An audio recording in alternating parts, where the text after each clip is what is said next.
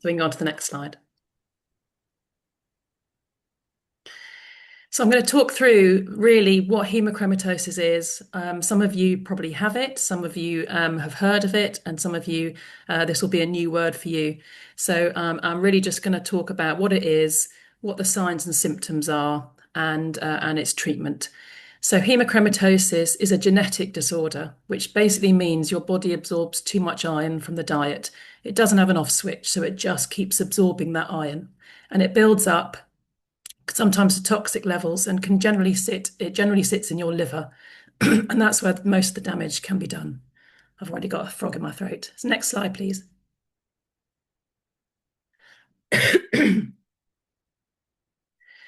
So hemochromatosis mostly affects people of Northern European ancestry. And as you can see here from the map, where it's red is where it's most prevalent.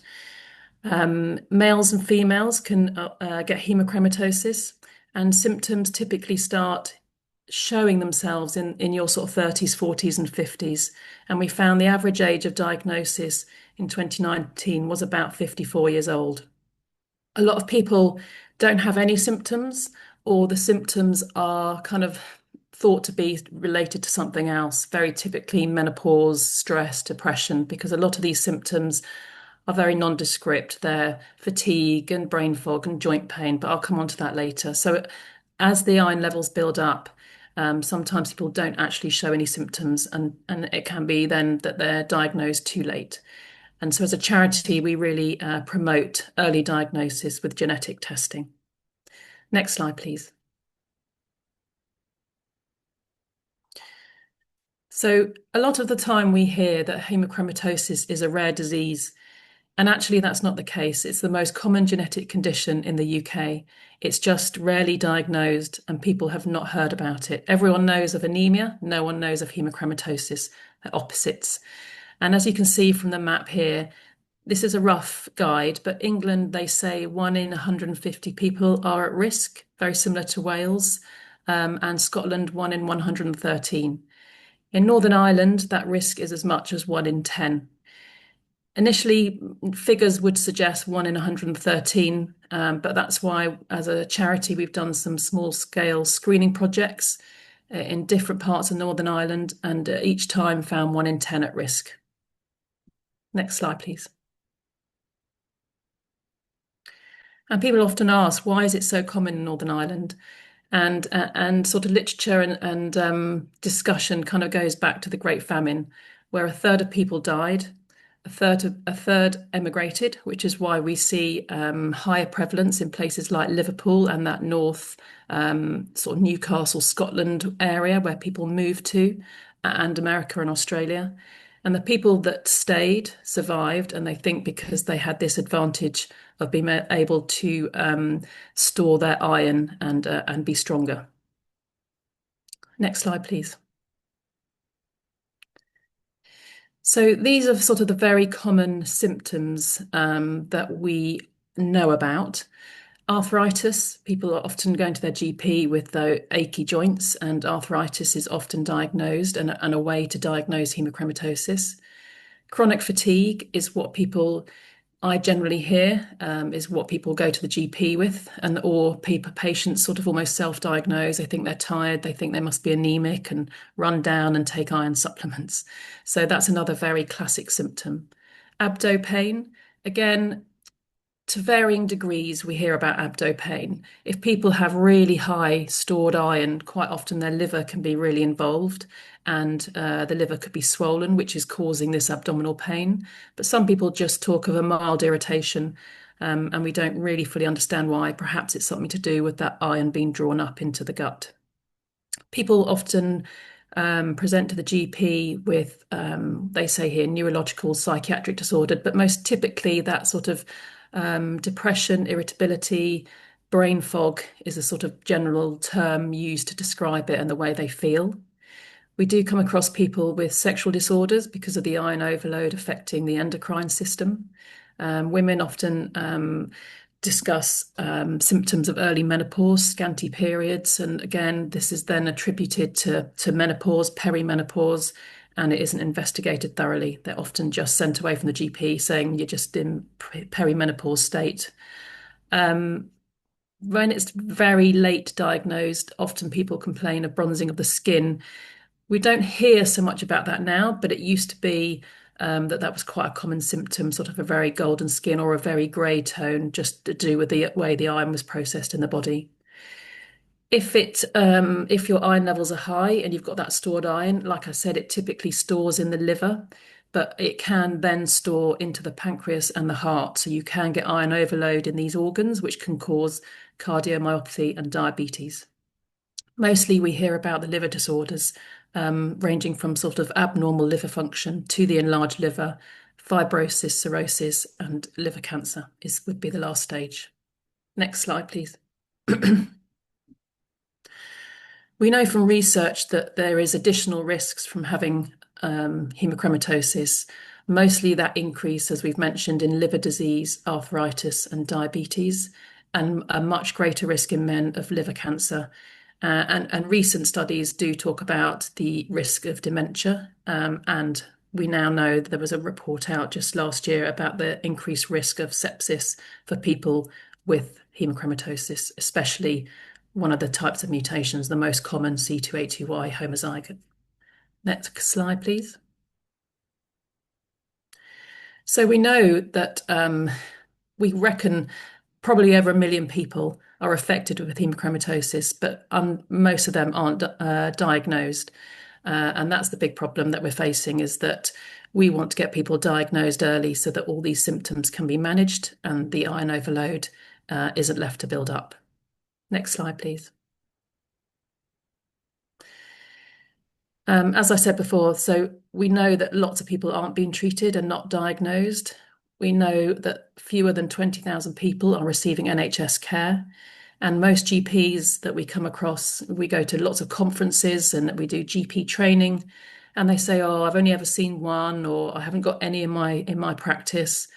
And actually, for lots of these GPs, they've got a big population, and they should see more people depending on where they are. And especially, as you can see, if we know that 1 in 10 are at risk in Northern Ireland, each GP practice should at least have about 650 on their books.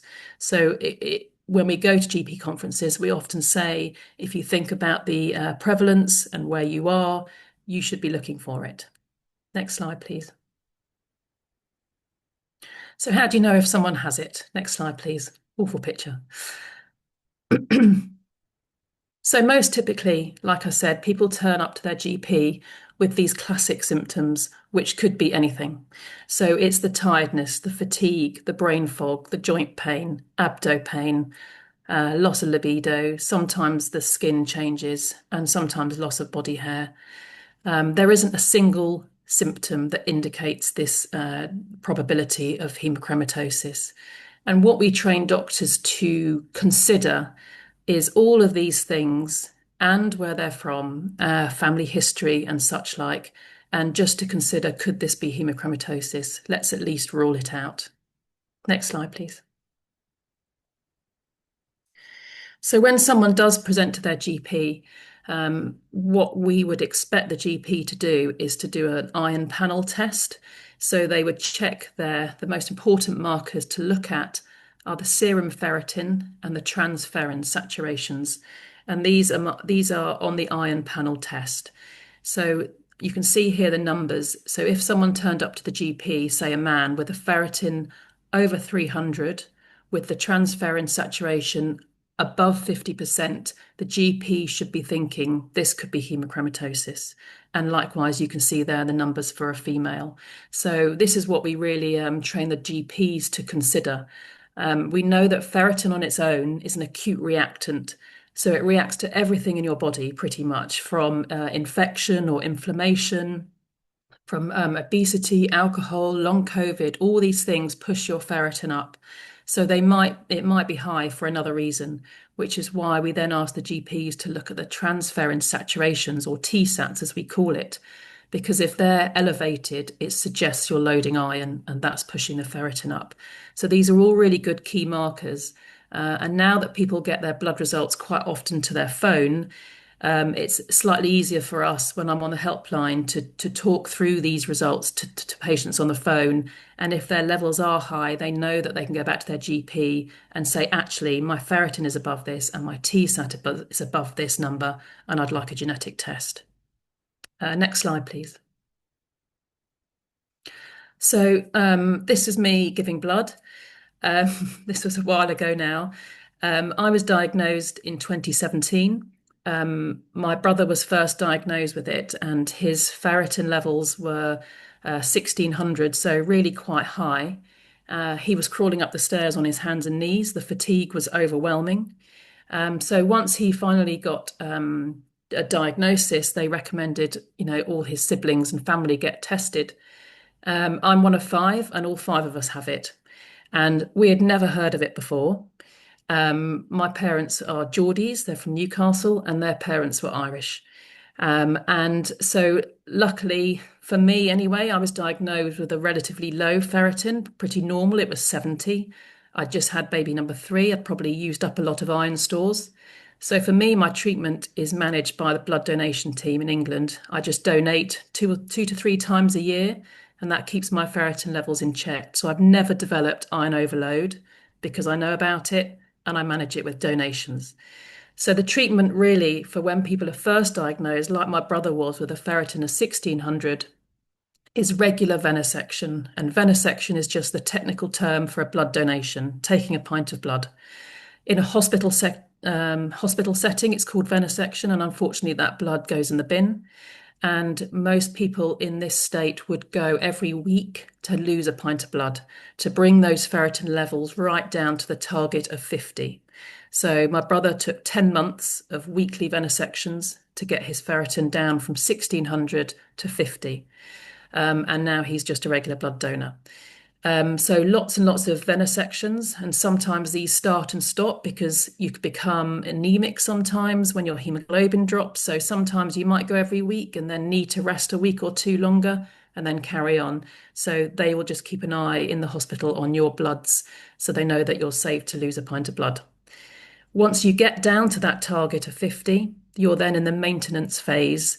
And that's kind of where I am. So you only then need to donate a couple of times a year or have a venesection a couple of times a year just to keep those levels around 50. And so you're then in maintenance phase for the rest of your life. Hopefully, you don't then build up because you're keeping an eye on it. So lots of regular blood tests. For some people, most of the time in maintenance, you'd have a blood test, and depending on that, you have a venesection, depending on how quickly your levels have gone up. For me, I just have an annual blood test and know that donating 3 times a year is enough, and that's how I manage mine. So everyone's slightly different the way it's managed. Some people have scans. So it really depends on diagnosis what your ferritin level is. If it's above that 1000, where your liver's a bit more under stress with all that iron, they might refer you for a FibroScan, just an ultrasound of your liver, just to make sure the liver's okay and coping. And sometimes then they'll do that de-ironing, that induction phase, and then rescan to see if your liver's then recovered. If you're having symptoms of like palpitations and other such things, they might do MRIs or echoes of your heart. And if you've got joint pain, they might do X-rays and DEXA scans of your joints to see if that iron overload has caused any other problems. Next slide, please. So, like I said, once my brother was diagnosed, they recommend everyone else gets tested. And so, again, as a charity, we also offer genetic testing by the post. So we can send a little kit out. It's a finger prick, and you can send it off and get your results sent to you and to your GP. So we really promote testing of relatives, first-degree relatives. The national guidelines recommended by the British Society for Haematology say that all first-degree relatives should have a genetic test. And what we often hear is that people would go to their GP and say, oh, my brother, sister's been diagnosed. The GP says, okay, we'll check. And all they do is check your iron levels. They might say, everything's fine, off you go. And actually what they haven't done is that genetic test. So in my case, I would have had a ferritin check to say it's 70, it's fine, off you go. but I need to know if I'm at risk, if I've inherited those mutations. And so that's why we really promote making sure people have the genetic test, not just their iron levels checked, because they need to know if they're at risk of loading iron. Next slide, please. So we've been working quite a lot in the charity to raise awareness and try and get a better understanding and awareness especially in Ireland, of the prevalence and the risk of iron overload. We published a report about the economic impact of screening and how actually screening would save money and obviously save lives. And that was launched in Stormont at the beginning of this year in February. And it was well attended by Mike Nesbitt, Steve Aitken, and some other parliamentarians. And so it was really good, really, for us just to say, actually, you know, we know that 1 in 10 are at risk. People should have their genetic test, be risk assessed, get them into blood donation, and protect them from the iron overload and the illness that can happen if it's left undiagnosed and untreated. Next slide, please. We also do things slightly differently just to try and raise awareness. So we did this We Are Overloaded, which is a photography project. There's a photographer, a Pulitzer Prize winning photographer, Cathal McNaughton, and he took some portraits of people in our community, and we had a showcase of them at the Edinburgh Fringe Festival. And we are now also exhibiting this at the Engine Room Gallery in Belfast, and that's currently ongoing. And we produced a little book with the pictures in and just a short summary of the patient's experience. Next slide, please. And actually today we are also in person at Belfast Grand Central Station. We're hosting a small iron brew, which is something that we do quite regularly in the charity, which is just to get together, just to talk about hemochromatosis and hear people's experiences. We do this via a webinar every month. Me and Diego, the other nurse, host it, and people just tell their story about diagnosis. And for some people, it's just really nice to meet other people who are experiencing the same thing. So today we are in person in Belfast. Next slide, please. We've got lots of materials on our website. We can send out GP packs with posters and leaflets and information guides. We've got all sorts of things to help patients, booklets, posters, anything, name it, we've got it. And for people, we've got the helpline. So I generally staff the helpline, and it's open 12 to 3 Monday to Friday. We've got an employment helpline because a lot of people face difficulties with their employer when they need time off for venisections and things, so we can just advise them on that. Diego is our advanced nurse practitioner, and he does Zoom calls when people have got their diagnosis, obviously through us. They get sent their letter with their results, but then they can have a face-to-face with Diego just to talk the diagnosis through, so they know exactly what they need to do and what they need to do for their family, implications for everyone else, and what the expected care pathway should look like, so that people are empowered to know what is right and what to ask for. Like I said, we do genetic testing. We have buddies who are volunteers who are trained with us. Most of them have hemochromatosis and have been through the journey of the initial de-ironing, the induction phase. And we've obviously helped them sometimes, and then they want to become a buddy.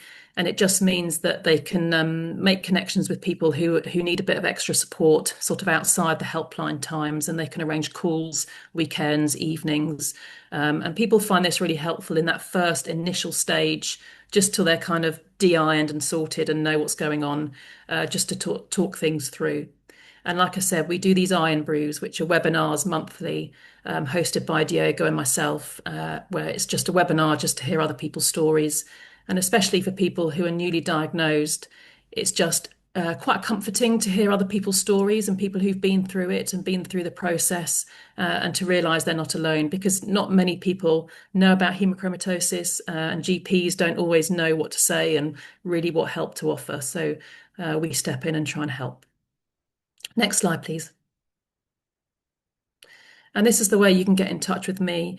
Helpline at Huck is our helpline address, and Diego and I are the only ones who have access to that. And so any emails that come our way, we can usually reply the same day or the next working day.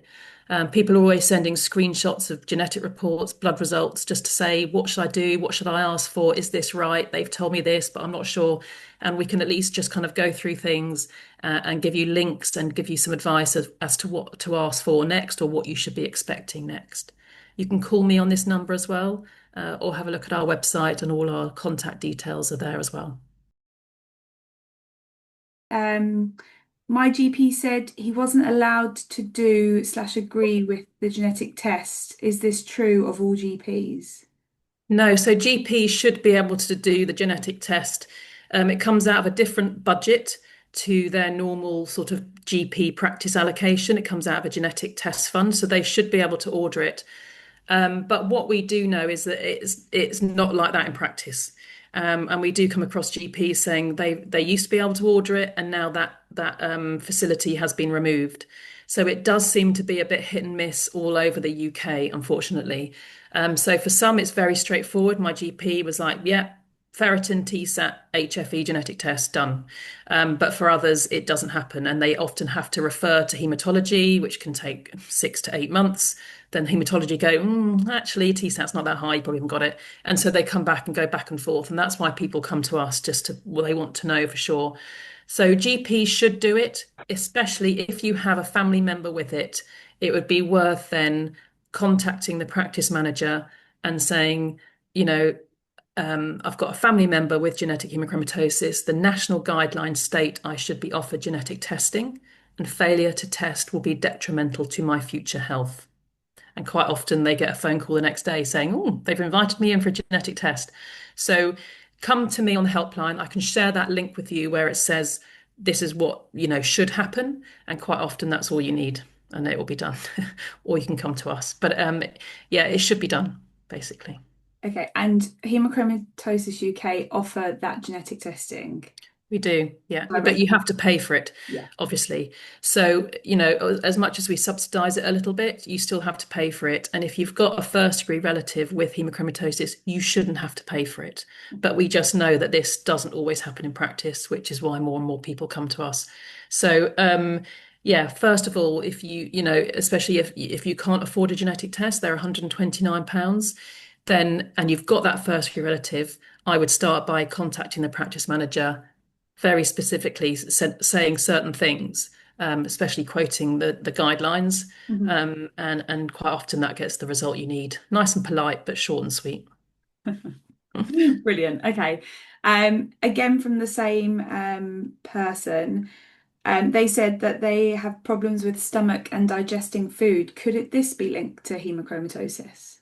So it's not a common symptom, but it could be, but we wouldn't be able to say yes, it definitely is linked. Sort of most of the time, people do have some abdo pain, but what that could be, it could be anything. So although they sort of say abdo pain, typically when you read about it in the literature, they're talking about sort of late stage hemochromatosis where perhaps the liver is slightly enlarged, and that's sort of pushing out funny electric signals and pulses and just making you have sort of a nervy pain because of the enlarged liver. But we do hear people just saying, that it just feels uncomfortable. Something doesn't feel right, but it could be something else. So it's hard to know. So it's not a sort of a definite abdo pain is hemochromatosis. Okay. Yeah. Okay. Right. A question from Sarah. Is there any link to, I'm gonna absolutely not be able to say this word, thrombocytopenia? That is not, can I spell it? That's okay. Um, Again, I'm not really a hematology nurse, but there isn't a direct link between anything like that. This is a totally genetic disorder.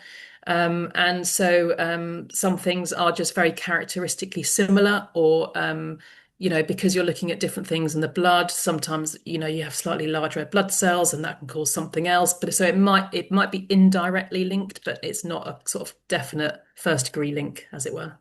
Okay, fine. So just to make it clear, if it's not in your genetics, it's unlikely that you would have it. Is that Yeah, right? this is a genetic disorder. Yeah. Yeah. Okay. Another question from another anonymous. If I had hemochromatosis but my partner didn't, is the risk same for my children? So if you have hemochromatosis, you've got two mutations on that HFE gene. So you are always going to pass one to your children. So your children will always be at least a carrier. If your partner, their father, doesn't have any to pass on, your children can only be a carrier. So that's the same for me. I've got two C282Y mutations. They're the most common mutations. So all my children will at least take one of those and be C282Y carriers. And through the charity, I tested my husband, and it ruled him out. So we didn't think he had it, parents alive and well, but it ruled him out. So without testing the children, we know that they can only be a carrier. So that's often the best way to do it. These are the sort of questions that, once someone's done a test with us, we can really work through with our genetic appointments with Diogo. Yeah. Okay. Brilliant. Another question here from John. Can it be fatal if left untreated or undiagnosed? Yes. So the iron builds up to really dangerous levels, and that can become toxic.